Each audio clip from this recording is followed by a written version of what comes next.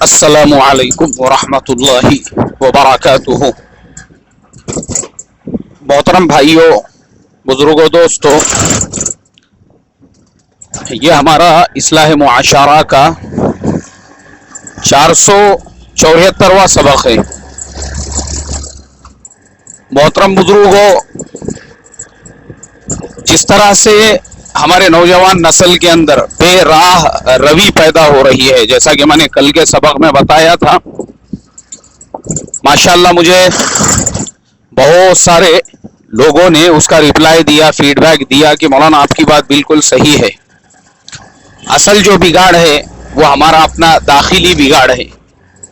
نوجوانوں کے اندر بے راہ روی کا پیدا ہونا، دین سے بیزاری کا پیدا ہونا، اپنے آپ کو ماڈرن سمجھنا، اپنے آپ کو بہت یہ سمجھنا کہ بھائی جیسے ہم لوگ ویسٹرن کلچر کے اندر پوری طرح سے ڈوبے ہوئے ہیں، یہ آج عام ہو رہا ہے۔ اور اس کی وجہ، اس کا ریزن یہ ہے کہ بھائی مسلمان جو ہے وہ اصل جو دین ہے، دین کی اہمیت کو سمجھنے کے لیے تیار نہیں ہے۔ دین کسے کہتے ہیں، اللہ کی ذات سے تعلق کسے کہتے ہیں، اس کی ہوا لگی نہیں۔ ورنہ ہمارے سامنے صحابہ کرام کی زندگیاں ہیں۔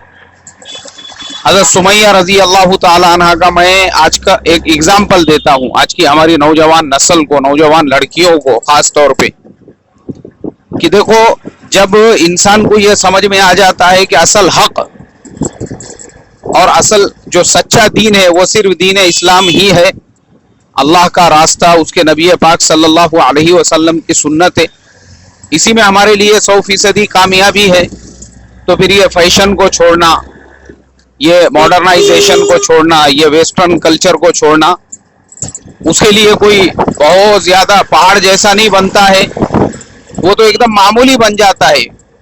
جیسے حضرت سمیہ رضی اللہ تعالی عنہ جب وہ ایمان میں داخل ہوئی، اسلام میں داخل ہوئی، تو ان کی عمر تقریباً 90 سال تھی، عمر رسیدہ، بوڑھی بزرگ عورت، لیکن چونکہ اسلام اور ایمان جو ہے وہ دل کے اندر ان کے پیوست ہو چکا تھا، اس کے لیے اس زمانے میں جو دین کے بڑے بڑے دشمن تھے، ابو لہب، ابو جہل، انہوں نے آ کے ان کو ڈرایا، دھمکایا، لیکن اس کے باوجود ان کے اوپر اس کا رتی برابر بھی اثر نہیں ہوا۔ انہوں نے کہا کہ نہیں، دین حق میرے رگو ریشے میں پیوست ہو چکا ہے اور میں دین کو کسی بھی حال میں چھوڑ نہیں سکتی۔ تو انہوں نے دین کو چھوڑنے سے انکار کر دیا اور اللہ کے نبی صلی اللہ علیہ وسلم سے دعا کی درخواست کی اور یہ کہا، اے اللہ کے نبی، دین کی خاطر ہم لوگوں کو ایسے ستایا جا رہا ہے، پریشان کیا جا رہا ہے، مارا جا رہا ہے، پیٹا جا رہا ہے۔ تو اللہ کے نبی صلی اللہ علیہ وسلم نے ان کو صبر کی اور جنت کی بشارت دی۔ یہ محترم بزرگوں، دیکھو جذبہ، دیکھو ان کا، اس کے باوجود صبر کرتی رہی اور امید اللہ کی ذات سے کہ جنت تو ملنے ہی والی ہے، اور دشمنوں نے پھر ان کے ساتھ میں وہ سلوک کیا کہ ان کو شہید کر دیا گیا۔ یہ عبرت ہے ہمارے آج کے نوجوان نسل کے لیے، صحابہ کی جو قربانیاں ہیں۔ وجہ یہ تھی کہ حقانیت ان کے دل و دماغ میں بیٹھ چکی تھی۔ آج مسئلہ یہی ہے کہ دین کی حقانیت ہمارے دلوں میں، ہمارے دماغ میں، ہماری روح میں نہیں بیٹھی ہوئی ہے۔ ابھی بھی ہم لوگ تذبذب میں ہیں، ابھی بھی ہمارا جو ایمان ہے وہ ڈالم ڈول ہے، وہ کبھی ادھر تو کبھی ادھر۔ ابھی بھی ہم کو یہ سمجھ میں نہیں آ رہا ہے کہ 100% کامیابی اللہ کے دین میں ہی ہے۔ تو یہ مسئلے ہے، اس کے لیے پہلے دین کی حقانیت کو اپنے دل میں جماؤ، دعائیں کرو، خاص طور پہ ماں باپ سے درخواست ہے اپنے بچوں کو یہ واقعات سناؤ، صحابہ و صحابیات کی قربانیوں کے، کیسے کیسے انہوں نے قربانیاں دی، کیسے کیسے حالات میں بزرگان دین کے، یہ چیزیں روح میں تازگی کو پیدا کرتے ہیں، روح کے اندر ایک تازگی پیدا ہوتی ہے اور ایمان کا جذبہ، ایمان کا شوق، ایمان کا ذوق دلوں کے اندر پیدا ہوتا ہے۔ ورنہ دنیا داروں کی، دنیا کے چیزوں کی، فلم اسٹاروں کی، کرکٹ اسٹاروں کی اور دنیا والوں کی آپ بڑائی بیان کریں گے، ان کی تعریف بیان کریں گے اور پھر ان کے بارے میں ہی اپنے بچوں کو بتائیں گے تو اس کا نقصان تو یہی ہونے والا ہے کہ ان کے دلوں میں انبیاء کی، صحابہ صحابیات کی، اللہ والوں کی عظمت کہاں سے آئے گی؟ ان کو لگے گا کامیابی ان لوگوں کے راستے پہ ہے تو ان کے راستے پہ چلو، جیسے کرکٹروں کو کامیابی ملی تو ان کے راستے پہ چلو، جیسے فلم میں کام کرنے والے ہیرو ہیروئن ان کو ننگا ناچنے پہ کامیاب ملی ہے تو ان کے راستے پہ چلو۔ یہ صحابہ صحابیات کے واقعہ سنے ہی نہیں نا انہوں نے، کہ صحابہ صحابیات کو جو اللہ نے دونوں جہان میں کامیاب کیا اور ان کے لیے رضی اللہ عنہم کا خطاب عطا فرمایا، وہ کس بوتے کے اوپر؟ اسی کے اوپر کہ ان کی قربانیوں پر، دین کی خاطر کیسی قربانیاں تھی، اور جب دین ان کے دل و دماغ میں بیٹھ گیا، جم گیا، تو پھر حضرت بلال کے لیے ریت پر لٹایا جانا انہوں نے گوارہ برداشت کیا، حضرت خباب کو آگ پہ لٹایا جانا گوارہ برداشت کیا۔ یہ تمام واقعات ہم نے سننا چاہیے۔ اور جب دین کی عظمت آ جاتی ہے تو خالی یہ پرانے زمانے کے یعنی صحابہ کے یا تابعین کے زمانے کے ہی واقعات نہیں، آج کے زمانے میں بھی جن لوگوں کے دلوں میں دین کی عظمت بیٹھ چکی ہے۔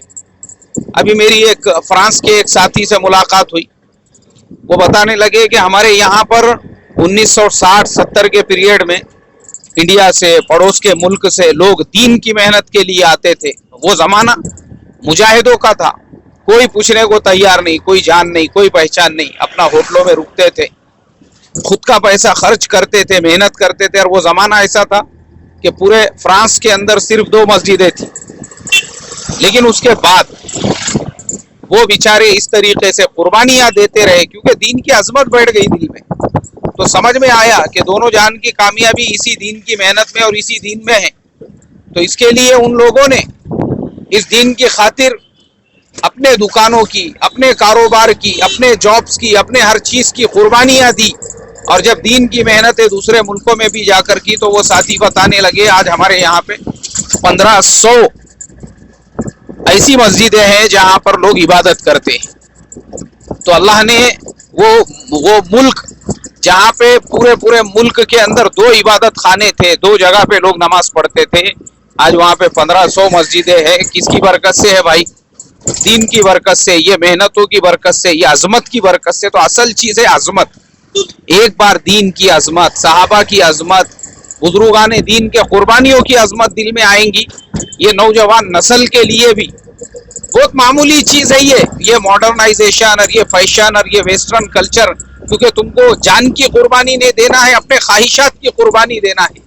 تو جب وہ ان کی قربانیوں کو سنیں گے تو اصل چیز یہ ہے، گھروں میں ان چیزوں کے مذاکرے ہونا چاہیے، ان چیزوں کے تذکرے ہونا چاہیے، یہ چیزیں ہمارے بچوں کے سامنے آنی چاہیے۔ بس اللہ تبارک و تعالیٰ سے یہی دعا کروں گا کہ اللہ تبارک و تعالیٰ ہم تمام کو عمل کی توفیق عطا فرمائے۔ اور بھائی آج کا سبق اصل میں صبح سے میں مصروف ہوں بہت سارے کاموں میں، تو ابھی میں ایک آٹو رکشے سے ایک جگہ سفر کر رہا ہوں، یہ تھوڑا سا ٹائم ملا تو اسی آٹو رکشے میں بیٹھے بیٹھے میں آج کا سبق ریکارڈ کر کے آپ کی خدمت میں بھیج رہا ہوں۔ اللہ قبول فرمائے۔ السلام علیکم ورحمۃ اللہ وبرکاتہ۔